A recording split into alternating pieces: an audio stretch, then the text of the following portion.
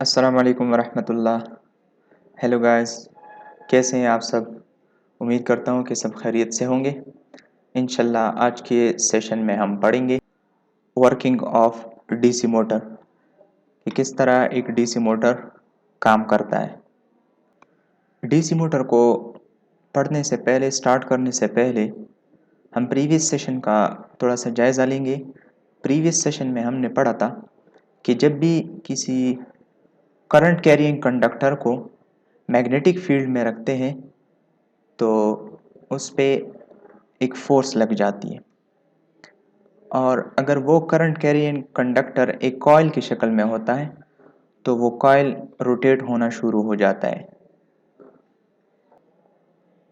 इन्हीं पिछले सेशन में हमने ये भी पढ़ा था कि ये जो लगने वाला फोर्स है उसका डायरेक्शन हमें बताएगा फ्लेमिंग लेफ्ट हैंड रूल, कि जब हम लेफ्ट हैंड के जो थंब है और फर्स्ट टू फिंगर है इसको हम इस तरीके से स्ट्रेच करें कि इन तीनों के दरमियान 90 का एंगल बन रहा हो।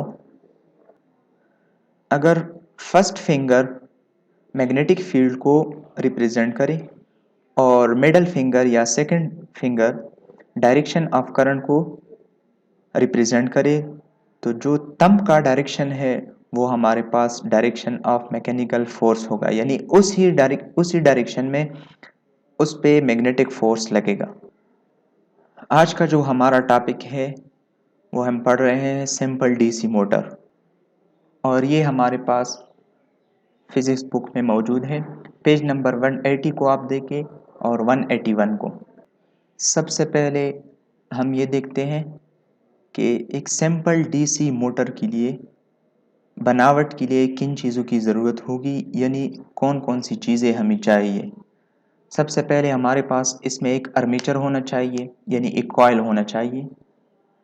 सिंपलेस्ट डीसी मोटर के लिए एक मैग्नेटिक फील्ड होना चाहिए जो इस वक्त नॉर्थ और साउथ पोल की सूरत में नज़र आ रहा है, और इस कॉइल को पावर सोर्स के साथ कनेक्ट करने के लिए कम्यूटेटर और कार्बन ब्रशेस होने चाहिए। कॉइल को पावर सोर्स के साथ कनेक्ट करने के लिए कम्यूटेटर और कार्बन बुश इस तरीके से लगाएं जो इस वक्त शक्ल में नज़र आ रहा है। जब हम पावर सोर्स को कनेक्ट करते हैं तो बैटरी के पॉजिटिव टर्मिनल से करंट स्टार्ट होके बैटरी के पॉजिटिव टर्मिनल की तरफ आता है। नॉर्थ पोल के करीब करंट का डायरेक्शन टुवर्ड्स सोर्स है, और साउथ पोल के करीब करंट का डायरेक्शन फ्रॉम सोर्स है, अवे फ्रॉम सोर्स है।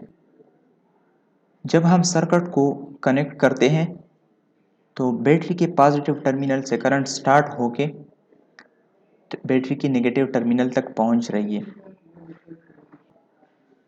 जब करंट फ्लो होना शुरू हो जाता है तो मैग्नेटिक फील्ड की मौजूदगी की वजह से उस पे एक फोर्स या एक टार्क लग जाता है, जिसकी वजह से कॉइल घूमने पे मजबूर हो जाता है और कॉइल घूमना शुरू कर देता है। अब हम ये देखेंगे कि ये कॉइल इस तरह रोटेट क्यों हो जाती है। According to Fleming left hand rule, जब करंट फ्लो होना शुरू हो जाता है तो magnetic field from north to south south pole की डायरेक्शन में है, जिसको वाइट एरो से जाहिर किया है, और करंट का डायरेक्शन येलो एरो से जाहिर किया गया है।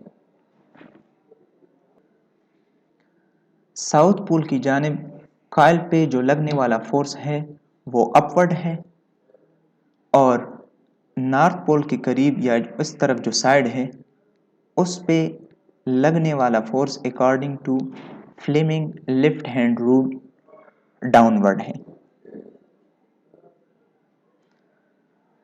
जब साउथ पोल की जो साइड है उस पे अपवर्ड फोर्स लगता है और नॉर्थ पोल के ये लगने वाला मैकेनिकल फोर्स डाउनवर्ड है, तो इस तरह वो कॉइल रोटेट होने पे मजबूर हो जाता है। अब थोड़ा सा दोबारा रिवाइज करते हैं कि कॉइल पे लगने वाला जो मैकेनिकल फोर्स है, according to Fleming left hand rule, हम इसको किस तरह अप्लाई कर सकते हैं डीसी मोटर पे। सर्किट में आपको नज़र आ रहे हैं कि बैटरी के पॉजिटिव टर्मिनल से करंट निकल रहा है, साउथ पोल की जानिब से नॉर्थ पोल की जानिब चला गया है, और मैग्नेटिक फील्ड का जो डायरेक्शन है वो from north pole to south pole है। तो उस तरह उस पे लगने वाला जो मैकेनिकल फोर्स है वो अपवर्ड है साउथ पोल के करीब, और नॉर्थ पोल की साइड पे करंट का डायरेक्शन चेंज हो जाता है, दूसरी साइड में आ जाता है। मैग्नेटिक फील्ड का डायरेक्शन वही है, तो चूंकि करंट का डायरेक्शन चेंज हुआ इसलिए इस पे लगने वाला मैकेनिकल फोर्स भी डाउनवर्ड होगा। इस तरह साउथ पोल के करीब अपवर्ड फोर्स होगा और नॉर्थ पोल के करीब डाउनवर्ड फोर्स होगा, और ये कॉइल मुसलसल घूमता रहेगा, रोटेट होता रहेगा। आज की इस वीडियो में हमने देखा कि किस तरीके से एक डीसी मोटर काम करता है। उम्मीद करता हूँ कि आप सबको ये वीडियो पसंद आई होगी।